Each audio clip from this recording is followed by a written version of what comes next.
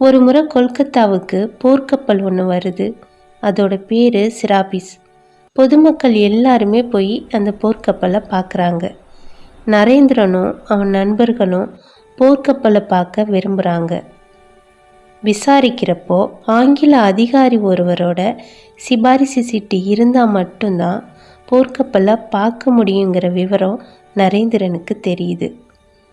அதுக்கான உரிய விண்ணப்ப படிவத்தை எடுத்துக்கிட்டு ஆங்கில அதிகாரியை சந்திக்க போகிறான் நரேந்திரன்.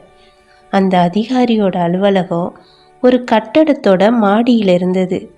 அவரை சந்திக்க வேணும்னா அந்த மாடிப்படியில் ஏறி போய் தான் அவரை பார்க்கணும். மாடிப்படி ஓரமாகவே காவல்காரன் ஒருவன் நின்றுட்டு இருந்தான். அவன் அனுமதி இல்லாமல் மக்கள் யாருமே மாடிப்படியில் ஏறவும் முடியாது, ஆங்கில அதிகாரியை சந்திக்கவும் முடியாது. காவல்காரன்ட்ட நரேந்திரன்